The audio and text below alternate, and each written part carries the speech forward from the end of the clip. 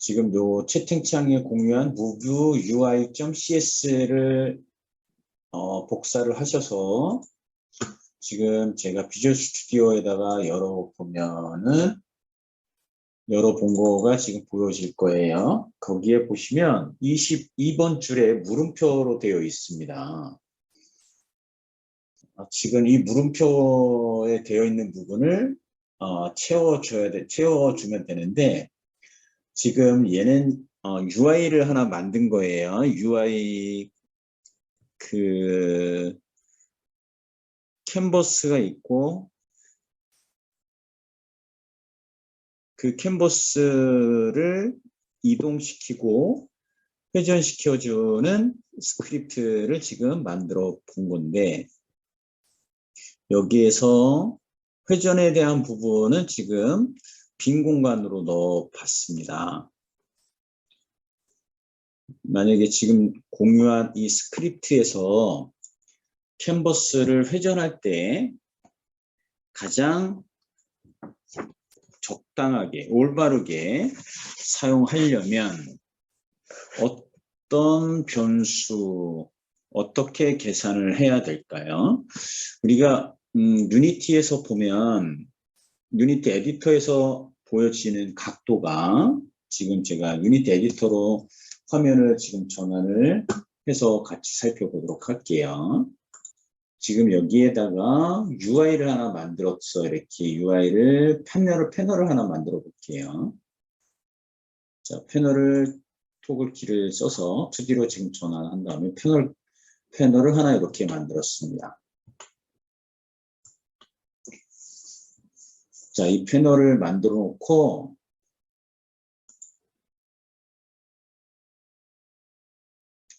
일반적인 UI가 아닌 3차원 3D 게임 객체들 보면 트랜스폼 컴포넌트가 분명히 존재하고, 트랜스포머 안에 보면 포지션, 로테이션, 스케일, 이렇게 세 개의 속성이 보여집니다.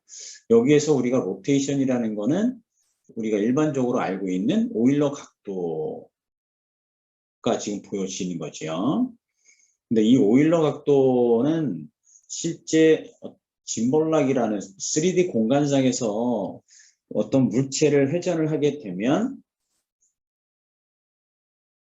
한 축이 정상적으로 회전되어지지 않는 문제가 발생을 하죠. 자, 그런 것들을 우리는 짐볼락 현상이라고 하는데, 그러한 부분들을 해결하기 위해서 만들어진 알고리즘이 코터니언이라는 거죠. 코터니언. 자, 그러면 실질적으로 얘를 코터니언 오일러 각도를 줘서 계산을 할 거냐, 아니면 그냥 오일러 각도의 값을 줄 거냐, 이제 결정을 해줘야 되겠지, 그죠? 지금 이제 UI를 다시 살펴보면 공유한 거에 스크립트를 확인해 보시면, 지금 my canvas transform rotation 하고 equal 이렇게 나왔습니다. 자, 이 로테이션에 대한 값들, 이거는 지금 우리가 스크립트, 아마 일반적인 회전에서 스크립트를 사용을 할 때, 자, 오일러 각도, 그 다음에 또는 코터니언 값, 이런 부분에 대한 것들을 값을 줄 수가 있는데, 지금 우리가 공유했던 그 PDF 한번 잘 보시면,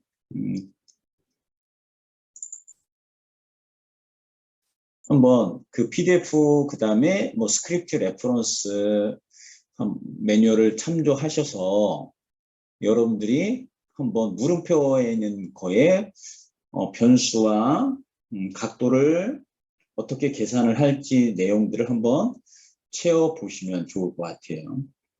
그거는 지금 우리가 계속 구글에서 공유했던 내용을 살펴보시면 거기에 기본적인 회전에 대한 것들을 사용하는 방법, 그리고 코터니언에 대한 부분들을 설명드린 페이지가 있었죠, 그죠? 걔가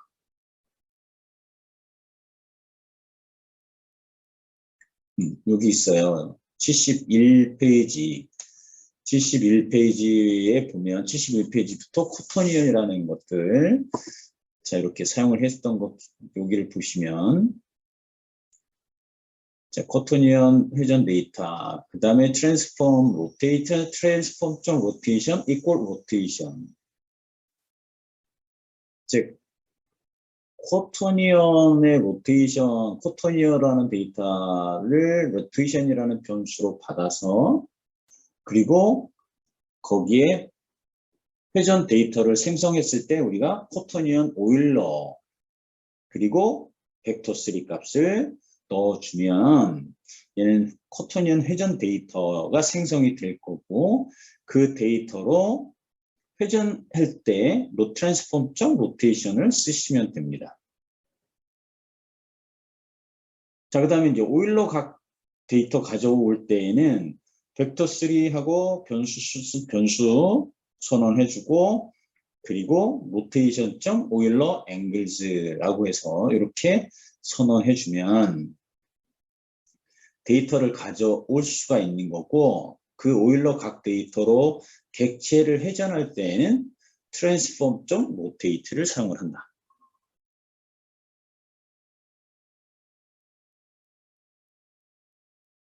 자, 그리고 여기에 보면 이제 한 번 회전하고 또 더 회전할 때 어떻게 할 건가? 그럼 두 번에 걸쳐서 코토니언의 데이터를 생성을 하고 그 데이터를 곱해주면 되는 거다. 곱해서 그 데이터 값을 회전시켜주면 되는 거예요. 그런 과정이 회전의 정확도를 높일 수가 있는 거지. 자, 그러면 얘를 제가 보여드렸으니까 제가 UI 그 move UI라는 스크립트 지금 요거를 지금 요 공유한 교재의 71페이지, 72페이지, 73페이지 코토니언에 대한 부분들이 이렇게 설명되어 있으니까 이 교재를 참조로 해서 조금 아까 채팅창에 공유한 move UI에 물음표 되어지는 부분을 채워 놓으시면 될 것 같아요. 지금 10분이니까 한 5분 정도.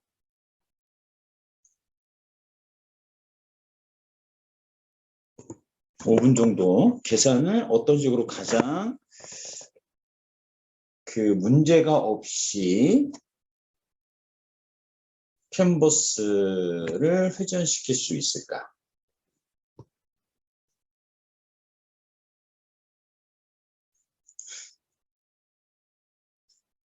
분명히 우리가 코토니언의 데이터를 이용을 해서 회전을 하는 경우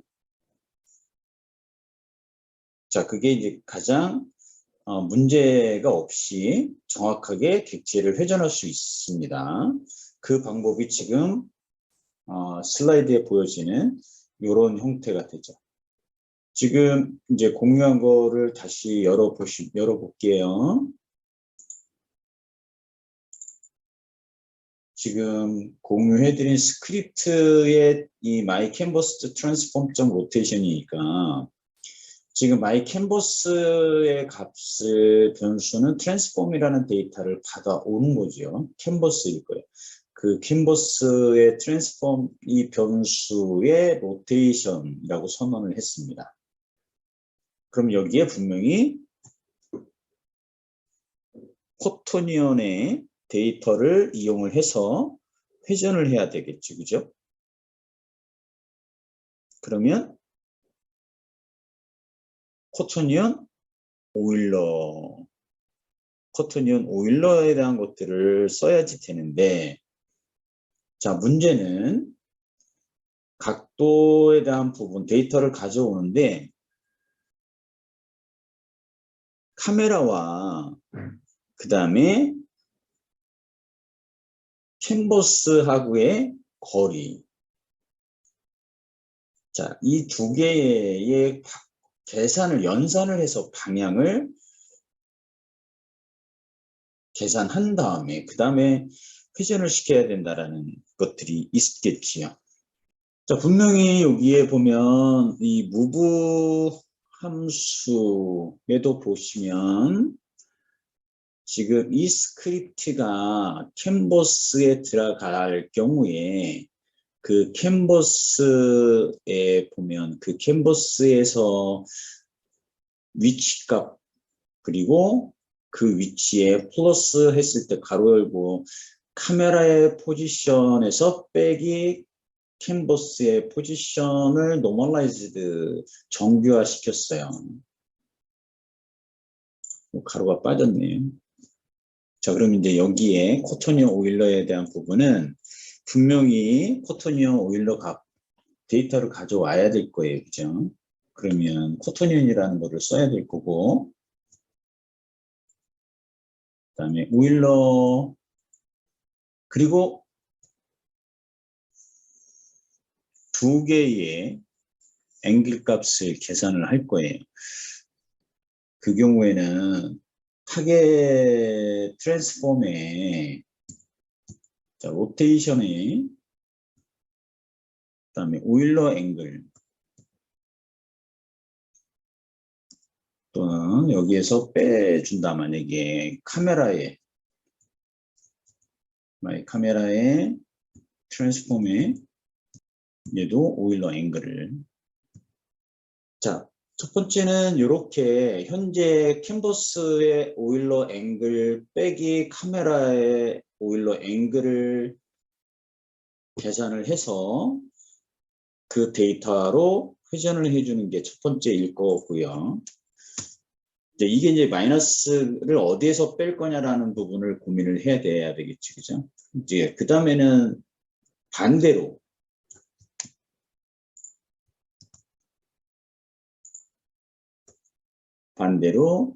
카메라의 앵글에서 캔버스의 앵글을 빼줄 수도 있겠지. 그렇죠? 내가 첫 번째 임자가 어떤 게 오느냐에 따라서 회전되어지는 부분이 정반대의 결과를 얻어낼 수가 있습니다.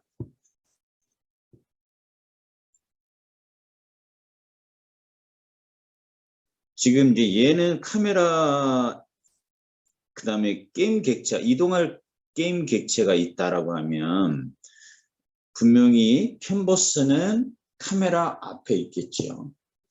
그리고 게임 객체도 분명히 캔버스를 바라다 보고 있을 겁니다. 그러니까 지금 게임 객체에 카메라 캔버스가 있다라고 하면 캔버스는 맨 앞에서 즉 카메라 정면 그 다음에 움직이는 게임 객체의 정면에 캔버스가 존재해야 되는 거죠. 자, 그 다음에 이제 걔가 캔버스가 또는 카메라나 플레이어가 전혀 방향으로 어떤 일정한 한 방향으로 움직인다라고 하면 고려할 사람들이 거의 없어요. 그죠? 그러니까 근데 문제는 내가 전진을 할 수도 있고 그리고 오른쪽으로 회전할 수도 있고 또는 45도 방향으로 내가 걸어갈 수도 있잖아요. 그랬을 경우에 45도 방향으로 걸어갈 때 그 플레이어와 카메라는 분명히 45도 방향이 회전이 되어야지 될 거고 그 다음에 그쪽 앞에 캔버스가 보여줘야 되겠죠. 즉 캔버스는 똑같이요. 플레이어와 카메라가 회전하면 캔버스도 같이 회전을 해줘야 되는 경우가 발생합니다. 이제 그러면 이제 이렇게 생각해야 되겠죠, 그죠? 플레이어 뒤에 카메라가 위치하고 있어요. 그러면 그 방향은 플레이어에서 카메라를 빼겠죠. 즉 카메라 앞에 플레이어가 있을 거니까. 그래서 플레이어의 트랜스폼의 포지션에서 카메라의 트랜스폼의 포지션을 빼주면 거기에 옵셋, 거리가 나오죠. 그 거리를 항상 유지하고 즉 플레이어에서 트랜스폼 포지션에서 내가 조금 아까 플레이어와 카메라의 거리값을 구한 걔를 항상 빼주면 카메라 위치가 되는 거죠. 그리고 방향도 플레이어에서 카메라를 빼주면 방향이 나오죠. 그럼 이제 플레이어 앞에 UI가 있다. 그럼 플레이어 앞에 UI가 있었을 때 내가 얘를 내가 플레이어에서 UI를 뺄 거냐, UI에서 플레이어를 뺄 거냐. 그거에 따라서 UI가 플레이어의 앞에 위치할 수도 있고 뒤에 위치할 수도 있다.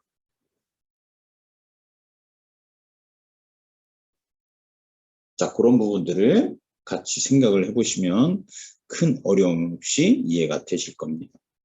그래서 지금 제가 여기 타이핑 친 부분을 가지고 한번 테스트를 해보면 큰 문제 없이 이해가 될 거고요. 그러니까 결국은 저거하고 같이 생각을 해보시면 가장 이해하기가 편하죠. 그죠? 플레이어가 움직일 때 카메라가 뒤에서 항상 일정한 거리로 따라가는 그런 스크립트를 내가 만들어야 된다라고 했을 때 분명히 플레이어와 카메라의 거리를 계산해야 될 거고 그 다음에 플레이어와 카메라의 연산을 해서 방향을 결정해 줘야 될 거고요. 그럼 그 방향에 따라서 카메라를 또는 플레이어가 회전하면 카메라도 회전시켜야 되겠죠. 자, 그런 부분에 대한 것들을 기억을 하시면 이 두 개 중에 적당한 값을 찾아낼 수가 있겠죠. 그죠? 그 부분에 대한 것들은 한번 대입을 해보시면 큰 어려움이 없을 겁니다. 자, 그래서 커터니언 지금 아까 교재 공유한 거를 다시 한번 살펴보시면 거기에도 기본적인 그 각도나 이 부분에 대한 것들을 우리가 확인할 수 있었기 때문에 아마 그 부분이 빠져있지는 않을 것 같은데 그 내용에 대한 거 확인을 해보시고요. 근데 얘를 나중에 테스트 하실 때 유니티 에디터에서 캔버스를 하나 만들어 놓으시고요. 제가 파넬이 되든 아니면 그냥 텍스트를 하나 더 텍스트를 넣으시든 분명히 이제 얘를 UI를 디자인을 할 때 첫 번째 캔버스 크기를 자유자재로 바꾸기 위해서 렌더 모드를 스크린 스페이스가 아니라 월드 스페이스로 바꿔야지 될 거고요. 그렇죠? 자, 그 다음에 얘를 원점으로 바꾸면 0,0,로 그 다음에 텍스트의 크기가 그렇게 큰 상태가 아니다라고 하면 또 여기 위드스하고 헤이트를 적당한 길이로 바꿔주겠죠. 플레이어의 위치를 이렇게 잡았을 때 얘는 지금 0하고 1 이렇게 가네요. 그럼 얘를 카피 포지션 캔버스 지금 얘를 페이스트 포지션 캔버스는 플레이어하고 같은 위치가 그리고 캔버스는 엄청나게 크지요. 스케일을 좀 당연히 조절해야 될 거고요. 텍스트 얘도 지금 엄청 크니까 얘도 위드스하고 헤이트를 바꿔줘야 되겠죠. 어차피 UI 쪽에 요 스케일 이런 부분들은 또 우리가 확인을 해봐야 되는 부분이기 때문에 그리고 당연히 호리젠탈 오버랩의 오버플로우 그 다음에 버티컬도 오버플로우 그래야지 글씨가 보여줄 거고요. 그래도 지금 엄청 작습니다. 잘 희미하게 보이죠, 그죠? 폰트 사이즈 또 바꿔야 되고요. 그거에 따라서 분명히 보여지고 안 보여지고 하는 부분이 있기 때문에 결국은 이제 이 텍스트에 대한 부분 같은 경우도 스케일을 이렇게 월드 우리가 게임 객체처럼 변경을 했다라고 하면 그 스케일을 맞춰주고 하는 부분이 상당히 신경 쓰고 작업을 해줘야 되겠지. 근데 지금은 뭐 대충 잠깐 보이게 하면서 확인을 해보면 되는 거니까요. 아니면 이제 그 월드 스페이스 안 쓰고 그냥 스크린 스페이스로 해서 얘하고 플레이어 위치, 자 이런 부분들을 확인을 하겠지, 그죠? 자, 만약에 이런 식으로 보여진다라고 하면 카메라가 뒤에 있을 거고 카메라를 뒤에다가 내가 위치할 거고, 그래서 한번 확인을 해보시면 되겠죠, 그죠? 이런 식으로 해서 간단하게 만들어서 작업을 결과물들을 확인해 보시면 큰 어려움 없이 이해를 하실 수가 있을 거예요. 이렇게 놓고 이제 계산을 한번 해보시면 큰 어려움 없이 이해를 할 수가 있죠. 자, 캔버스가 맨 앞에 있고 플레이어가 중간에 있고 카메라가 맨 뒤에 있습니다. 그죠? 이 거리를 유지하면서 내가 플레이어를 내가 움직이면 카메라도 같이 움직이겠다라고 하면 분명히 우리가 계산을 해야 될 부분은 플레이어의 위치와 카메라 위치의 이 거리를 계산을 해줘야 되겠지, 그죠? 근데 만약에 이게 수평이 아니라 약간의 공간상에서 정점이 이렇게 사선으로 되어 있다라고 하면 이 카메라의 포지션과 플레이어의 포지션의 거리를 옵셋 거리를 계산을 해야지 플레이어가 이동이 됐을 때 그 플레이어에서 내가 계산된 거리를 빼주면 카메라 위치가 되겠지, 그죠? 그 다음에 당연히 플레이어가 회전이 되면 이 플레이어를 내가 이쪽으로 회전을 했다라고 하면 카메라도 당연히 얘를 바라보게 회전을 해줘야 되겠지. 당연히 요 UI도 회전하고 요 앞에 보이게 해야 되겠지, 그죠? 자, 그런 것들에 대한 것들을 계산을 해야 되니까, 그래서 지금 얘는 그냥 수평 또는 수직 방향에서 확인을, 자, 이 상태에서 계산을 해주면 가장 이해하기 쉽게 계산이 되겠죠. 같은 방향에서 UI와 플레이어의 거리 분명히 알아야 되고, 플레이어와 카메라의 떨어진 거리 알아야 될 거고, 그에 따라서 플레이어를 회전시키거나 또는 플레이어를 이동시켰을 때 그거에 관련돼서 카메라도 같이 따라가야 되고, 카메라도 플레이어를 바라보게 회전시켜야 되고, 그 다음에 UI도 플레이어의 회전 방향 각도만큼 UI도 회전돼야 되고.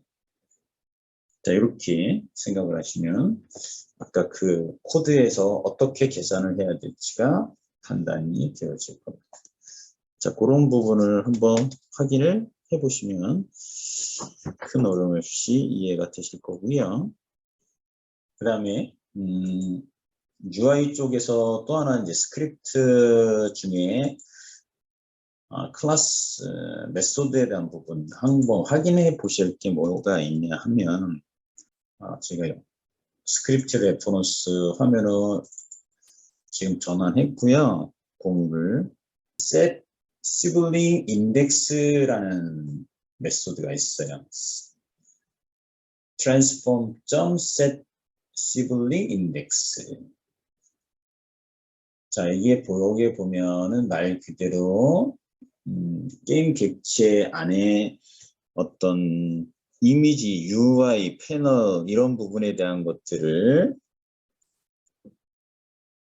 나타나게 할 때 이제 사용되어지는 부분이다라고 보시면 되는데, 이 부분이 이제 저런 거 보시면 됩니다. 어떤 그림이 있으면 그 그림이 겹쳐져 있는 그림도 있을 거 아니에요, 그죠? 그러면 그 겹쳐져 있는 그림에 내가 여러 개가 있는데 거기서 내가 하나를 선택했다. 클릭한 이미지가 있다라고 하면 그 클릭한 이미지를 맨 앞으로 호출할 때 이 set sibling index라는 거를 사용을 한다라고 이해를 하시면 돼요. 그래서 내가 클릭한 여러 장의 그 이미지가 있는데 내가 클릭한 이미지나 또는 선택한 이미지를 맨 앞으로 가져올 때 사용되어지는 함수.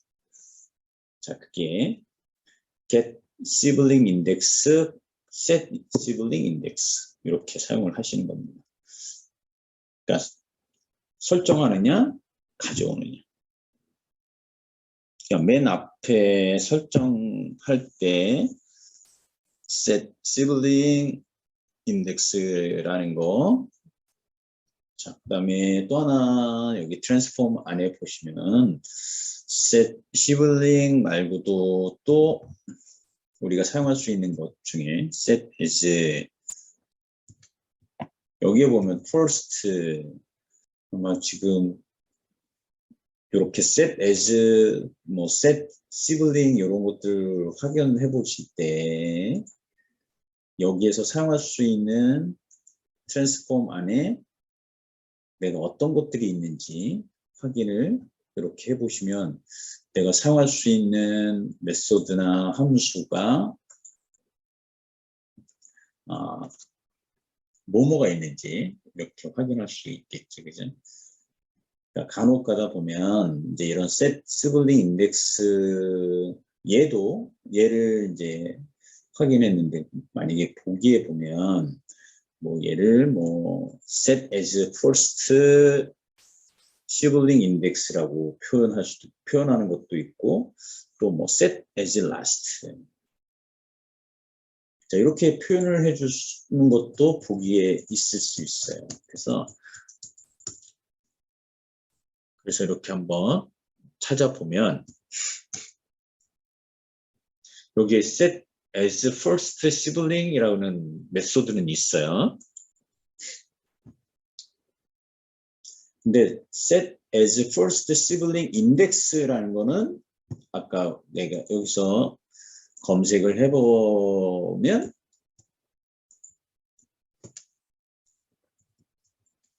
얘는 없습니다. 그러니까 set first sibling이라는 거는 있지만 set as first sibling index라는 메소드는 존재하지 않다. 자, 그럼 여기서 보시면 이렇게 되어 있죠. set as first sibling이라는 게 뭐냐? transform start, 즉 로컬 트랜스폼 리스트 중에 첫 번째로 이동하는 거. 그게 set as first sibling이라는 얘가 사용을 한다. 그럼 얘 first가 있으니까 last 이렇게 한번 찾아보시면 얘 transform set as last sibling이라는 것도 있습니다. 얘는 맨 뒤로 가는 거. 트랜스폼 리스트의 맨 뒤로 이동하는 거. 그러니까 결국은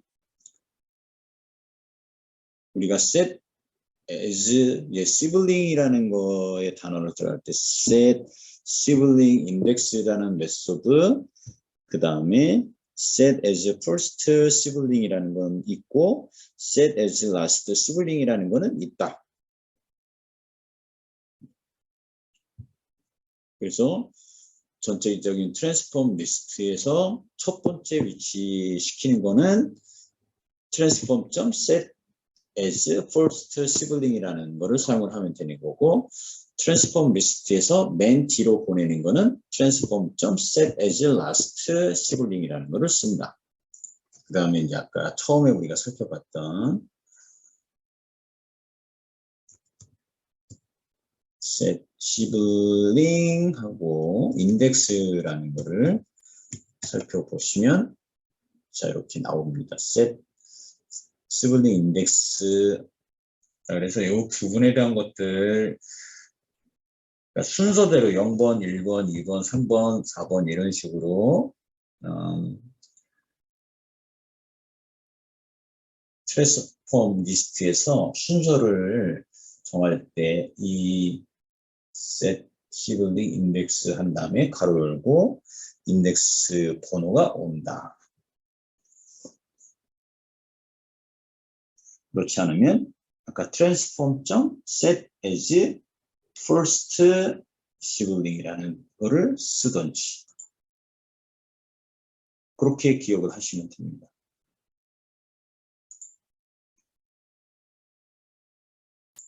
둘 중에 하나 set as first sibling을 쓰든지 또는 set sibling index 가로 열고 0 그럼 맨 처음에 오겠지요. 그 둘 중에 하나 요거를 그렇게 기억을 하시면 됩니다. 이해되셨죠? 그러니까 set as first sibling을 써서 맨 앞으로 오게 할 수도 있고 set sibling index 가로 열고 0 가로 닫고 해서 첫 번째 위치할 수도 있고 그 두 개 중에 하나다. 자, 그런 것들이 이제 어떤 UI의 게임 객체가 겹쳐져 있을 때 맨 앞으로 오게 하는 거, 맨 뒤로 가는 것은 set as last, set as last sibling이라는 것을 사용을 하면 된다. 그거를 꼭 기억을 하시면 됩니다. 그 다음에 저번에도 아마 저번 주에 그런 것 다시 한번 설명을 했었는데 우리가 어떤 객체를 파괴할 때 destroy라는 거 쓰잖아요. destroy.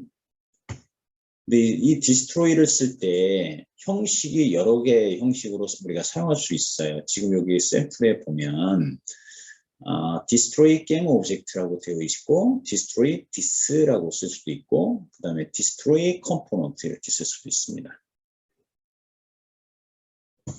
자, 우리가 this라는 거를 쓸 때는 어떤 게임 객체로부터 인스턴스 된 스크립트를 제거할 때 그럴 때 this라는 거를 쓰는 거를 권장하는 거고 예를 들어서 게임 객체 또는 아이템 그런 것들을 지울 때에는 destroy 가로 열고 게임 오브젝트 가로 닫고 이렇게 호출을 해서 파괴를 하면 된다. 그러니까 this를 쓸 때와 게임 오브젝트를 쓸 때 그거만 정확하게 분별할 수 있는 것만 기억하시면 돼요. 어떤 게임 객체에서 컴포넌트만 제거할 때는 this라는 거를 쓰시는 거고 게임 객체를 아예 디스트로이 시킬 때는 그냥 디스트로이하고 가로 열고 게임 오브젝트라고 선언해 주시면 된다. 그렇게 그것만 기억을 하시면 됩니다. 그 다음에는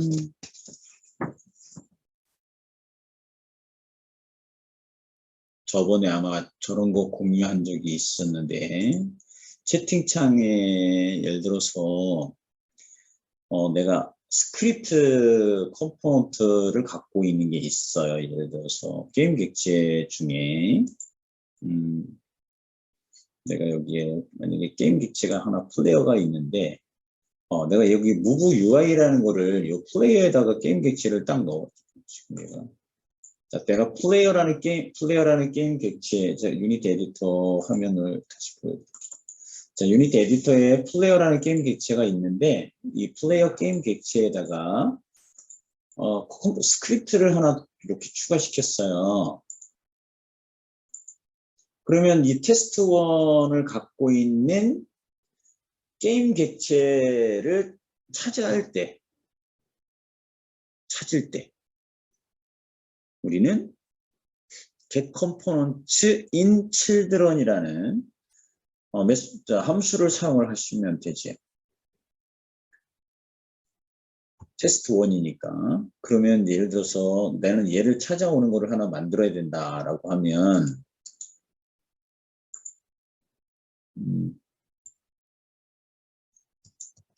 자, 우리가 이제 스크립트 이름이 테스트1, 아까 스크립트 테스트1이었으니까 얘를 find 하는 거 게임 객체 이름을 줬고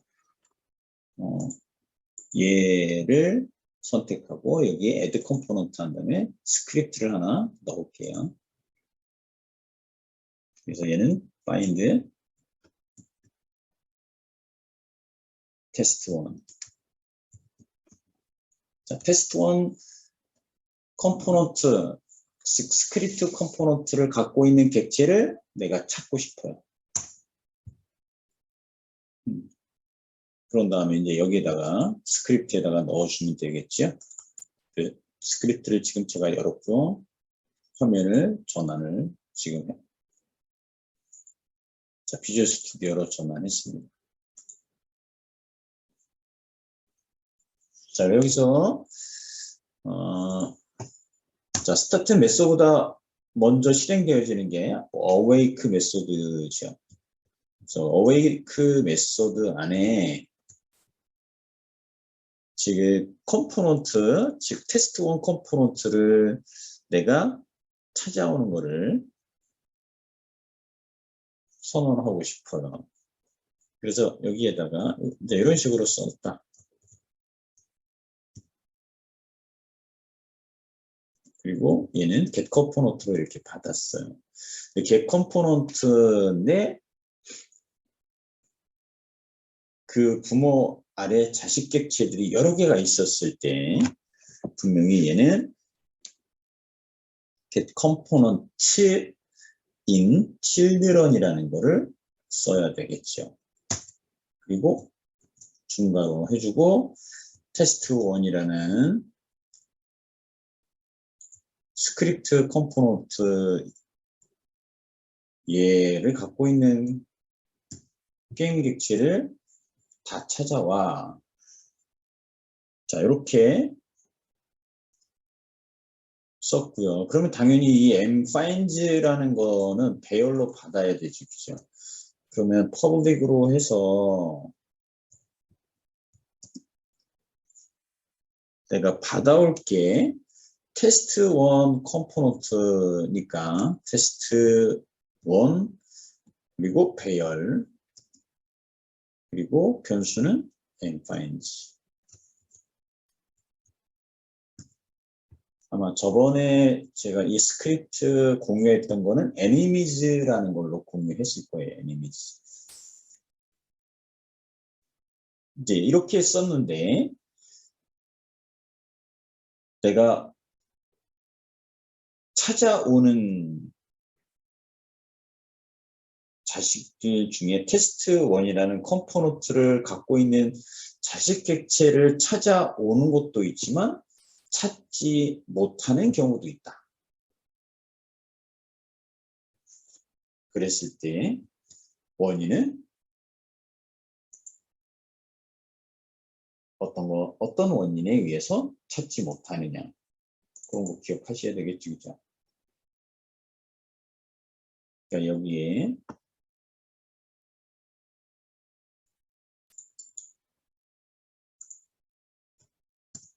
이렇게 이 플레이어가 여러 개가 있는 거예요. 이렇게 자식 객체로. 분명히 여기서부터 이 6개는 test1이라는 컴포넌트를 다 갖고 있잖아요. 근데 내가 예를 들어서 플레이어 가로 3을 비활성화 시키면 그 다음에 플레이어 5도 비활성화 시키면 이 비활성화된 이 자식 객체는 찾지 못해요. 게임 오브젝트가 비활성화되어 있을 때에는 인 컴포넌트에 대해서는 찾아올 수가 없습니다. 그러니까 모두 찾아올 수 있는 거는 트랜스폼이에요. 트랜스폼은 다 찾아올 수가 있습니다. 왜 그럴까요? 모든 게임 객체는 트랜스폼을 다 갖고 있거든요. 그래서 트랜스폼으로 찾으면 모든 자식 객체, 모든 객체들은 다 찾아올 수가 있어요. 근데 트랜스폼이 아닌 다른 컴포넌트로 찾게 되면 비활성화되어 있는 게임 객체에서는 그 객체들은 찾지 못하죠. 왜? 간단한 원리는 그거잖아요. 그죠? 트랜스폼은 모든 게임 객체는 트랜스폼을 다 갖고 있어야 되지만 내가 테스트온 컴포넌트는 가지고 있어야 되는 객체도 있지만 필요 없는 객체는 안 갖고 있어도 되겠지요. 그러니까 그거를 생각하면 트랜스폼 컴포넌트 갖고 있는 객체는 활성화되어 있는 객체든 비활성화되어 있는 객체든 다 찾아올 수밖에 없는 구조가 유니티다. 그렇게 이해를 하시면 돼요. 나머지 컴포넌트는 있어도 되고 없어도 되는 거기 때문에 굳이 비활성화되어 있는 거는 안 찾아오는 거죠. 자, 그 부분 다시 한번 기억을 해주시면 될 것 같습니다. 이해되셨죠? 그 스크립트는 공유 안 해도 되겠지요? 한번 보고 다 이해할 수 있는 내용이니까 중요한 포인트는 이렇게 테스트1이라는 컴포넌트를 갖고 있는 객체, 즉 부모 안에 여러 개의 자식 객체가 있었을 때 테스트1이라는 컴포넌트를 갖고 있는 객체를 찾을 수가 있는데 비활성화되어 있는 객체는 못 찾는다. 근데 모든 것을 다 찾으려면 활성화되어 있든 비활성화되어 있든 모든 자식 객체를 다 찾을 때는 트랜스폼이라는 걸로 찾으면 된다. 그렇게 기억을 하시면 됩니다.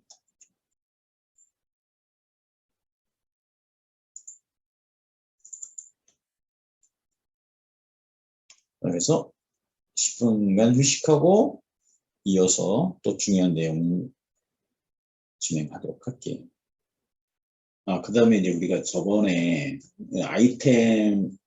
아이템이나 어떤 게임 객체, 아이템 게임 객체나 어떤 나무나 또는 꽃들, 이런 것들, 풍선. 자, 이런 게임 객체들을 내가 스폰을 시키는데 우리가 난수, 랜덤점 레인지를 이용해서 임의의 점에 그 게임 객체를 스폰하고 싶어요. 생성을 하고 싶어요. 근데 얘가 처음에 생성했을 때, 그리고 또 두 번에 다시 한번 또 생성을 할 때, 또는 세 번째 생성을 할 때도 그 자리를, 그 위치를 그대로 유지하면서 생성을 하고 싶어요. 그럴 때 우리가 사용을 해야 되는 함수는 과연 어떤 거가 있을까? 자, 이런 것들을 꼭 기억을 하셔야 되는데, 스크립트를 갖고 한번 같이 몇 줄 안 될 거예요. 아마 이게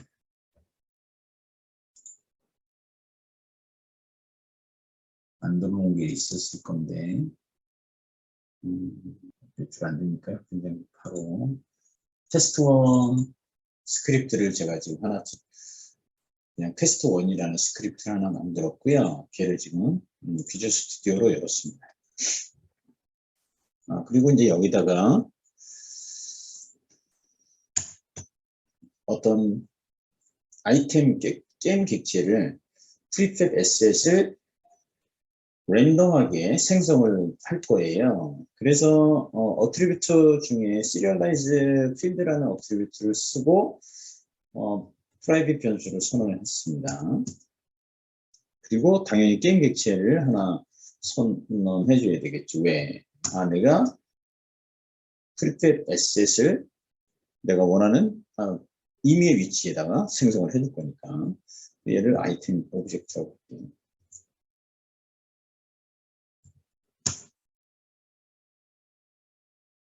그 다음에 이제 임시 위치를 정해줘야 되는데 우리가 얘를 바운즈 구조체를 쓸게요. 바운즈 구조체.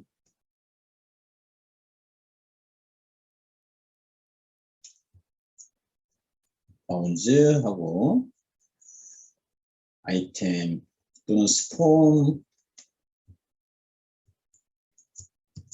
리전이라고 할게요.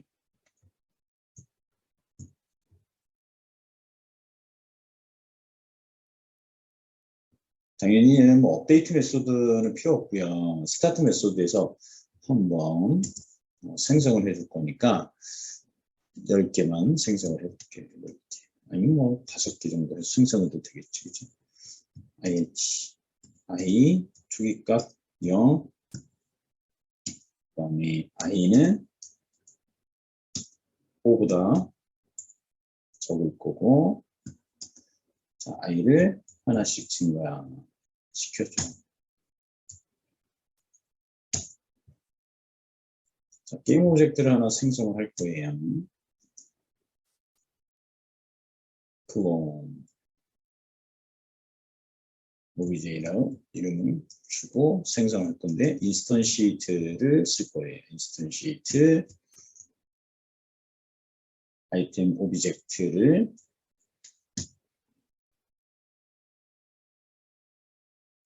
그리고 트랜스폼 그럼 아이템 오브젝트가 갖고 있는 트랜스폼.포지션 트랜스폼.로테이션을 그리고 트랜스폼.스케일을 그대로 가져다가 쓰겠다라는 뜻이겠지. 그래서 클론 obj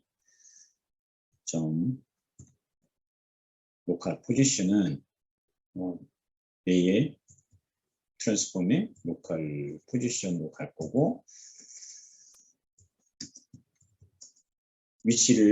이미 위치를 잡아줄 거예요. 그래서 벡터로 받아야 될 거고 그 다음에 첫 번째 x값, y값, z값을 가져올 겁니다. 이제 난수로 가져올 거니까 랜덤 range 자 내가 요 스폰 리전이라는 바운스 줄 거니까 당연히 스폰 리전 미니멈 x가 최소 범위가 되겠죠. 그죠?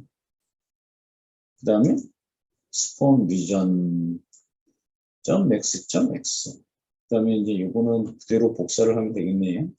자 얘는 y가 되겠죠. 그럼 y 그리고 맨 마지막 얘는 z 얘도 z 그 다음에 요 미니멈이 아니라 맥스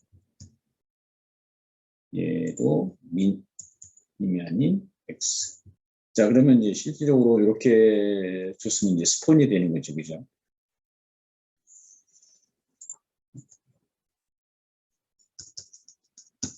자 근데 이렇게 정의해서 얘를 세이브하고 에디터로 되돌아가서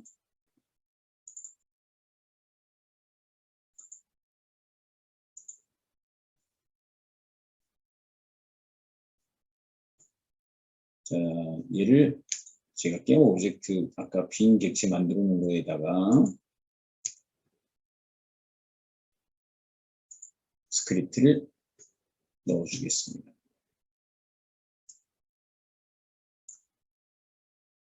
자, 넣어주고 아이템 오브젝트를 프로젝트 S에서 드래그해서 넣어줄 거고요. 센터 00인데 익스텐트는 지금 얘가 00인데 이 정도 될게요. 그러면 X, O, Y, O, Z는 0으로 그냥 놔두고 플레이를 하게 되면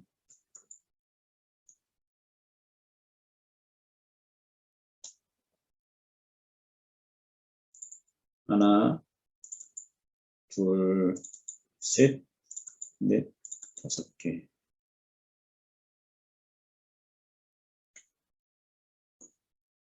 자, 이런 식으로 생성이 됐습니다.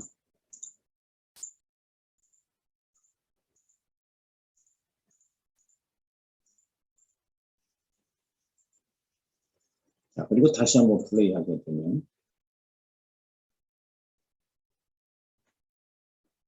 위치가 두 번째하고 첫 번째가 틀리죠. 다시 플레이.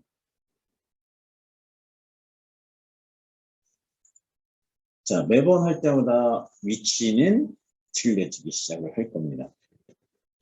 이제 그럴 때 우리가 사용할 수 있는 부분은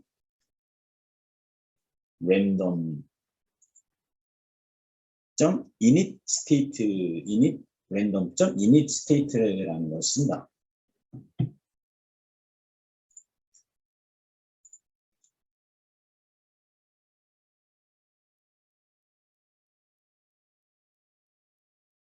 그래서 random.init state라는 거를 사용을 하게 되면 매번 똑같은 난수를 뽑아내는 거예요. 그래서 헬프에 가보서 스크립팅 레퍼런스 매뉴얼 웹사이트를 접속을 해서 보시면 여기서 이제 검색을 해보면 random.init state 그래서 여기 보면 initialize the random number generate state with the seed라고 되어 있는데요. 그러니까 얘는 일정한 값들을 뽑아내는 거가 이해가 되는 겁니다. 그래서 지금 이런 형식으로 갖다 쓰시면 돼요.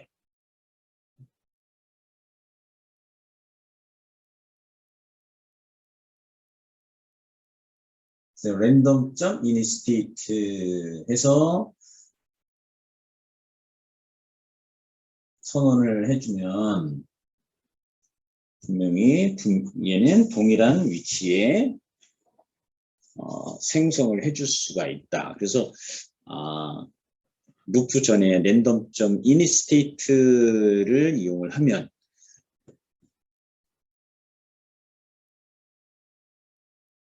같은 위치에 아이템들을 생성해 줄 수 있다. 그거를 꼭 기억하시면 됩니다.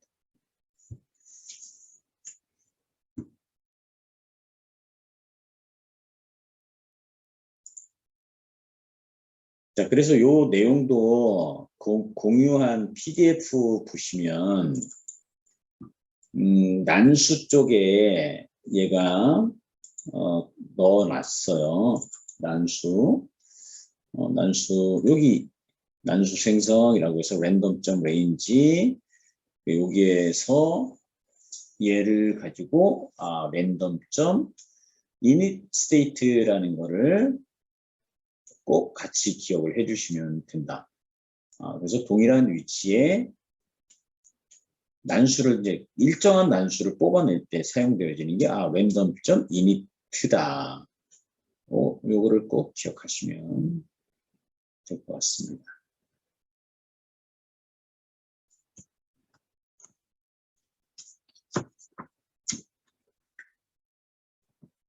이제 그 다음에 뭐 내비게이션 같은 경우에는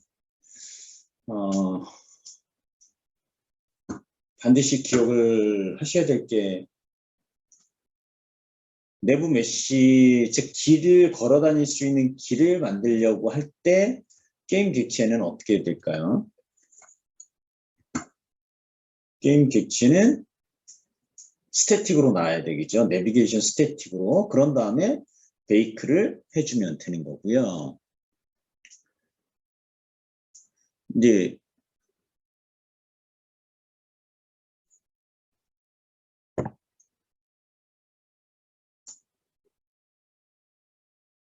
이 내비게이션을 이용을 해서 내가 어떤 플레이어가 이동을 할 때 장애물이 나타난다. 아니면 어떤 그 게임 객체가 있다.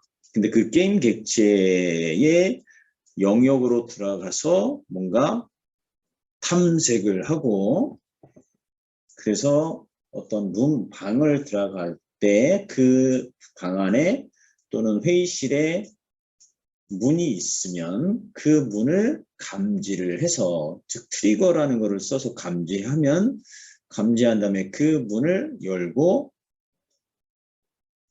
들어가게 할 때 감지를 해야 되죠. 그리고 영역 탐색을 하고 그 문 쪽으로 영역을 분명히 가지고 있어야지 걸어갈 수 있는 부분이니까 이제 그럴 경우에 문을 통과하면 안 되니까 문은 장애물이 돼야 될 거고 그 문이 열려지는 동안에는 내부 메시 에이전트를 갖고 있는 게임 객체는 동작을 멈춰 있어야 되고 자 그런 내용들을 기억을 해 주시면 될 것 같습니다. 당연히 트리거 있어야 되는 거죠. 그죠? 문에 트리거가 있어야지 충돌 감지를 할 수 있는 부분이니까 자 그런 것들을 다 감안을 해서 내부 메시 에이전트 그다음에 내부 메시 에이전트를 갖고 있는 객체 빼놓고 나머지들은 다 스태틱으로 놓고 베이크 해줘야 되고 그 다음에 문 같은 경우에 감지를 하려면 그 문에는 트리거라는 거를 갖고 있어서 트리거 영역을 설정해주고 그 다음에 내부 메시 에이전트가 진입을 하게 되면 플레이어가 아닌지 플레이어인지를 감지해야 되는 것. 자, 그런 것들을 기억하시면 되겠죠. 그 다음에 더불어서 우리가 충돌 감지하려면 모든 게임 객체에는 콜라이더가 있어야 되는 거고 그 다음에 그 게임 객체 중에 하나는 리지드 바디를 꼭 가지고 있어야 된다. 자, 그런 것들을 꼭 기억을 하시면 되겠습니다. 자, 그 다음에 이제 우리가 자동차 주행 관련된 시뮬레이션을 만들든지 아니면 그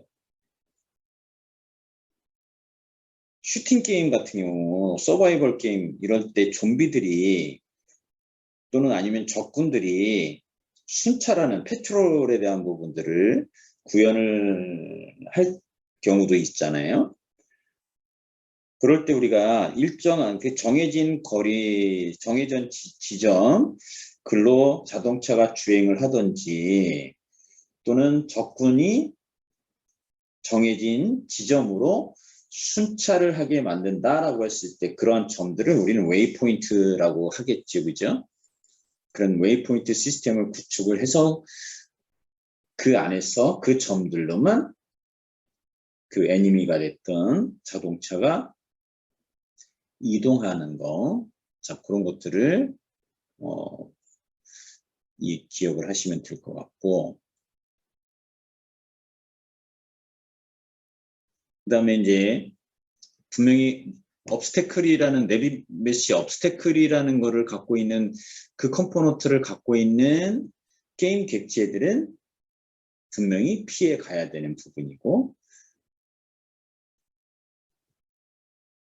그 다음에 내가 뭐 자동차를 주행하는데 피해가는 게임 객체 빼고 나머지는 내가 만약에 파괴를 할 수 있다, 없앨 수 있다. 그러면 그 객체들은 내부 메시 업스테클이라는 거를 가지고 있으면 안 되겠죠. 그리고 당연히 그 내부 메시 에이전트를 갖고 있는 게임 객체는 그 객체들을 통과하면서 파괴시켜야 되겠죠. 그죠? 자, 그런 것들을 잘 기억을 해주시면 될 것 같습니다. 그 다음에 뭐 조명에 대한 것들도 그때 잘 우리가 해봤으니까 꼭 기억하시면 될 거겠죠. light.enable 하고 equal that light in.enable 이제 코르틴하고 같이 썼던 거. 자, 그런 부분들을 꼭 기억을 해주시면 될 것 같습니다. 이제 그 다음에 인풋 매니저 같은 경우에도 자 유니티에서 인풋 매니저도 이제 실제 그런 부분을 기억을 잘 하시면 될 것 같아요.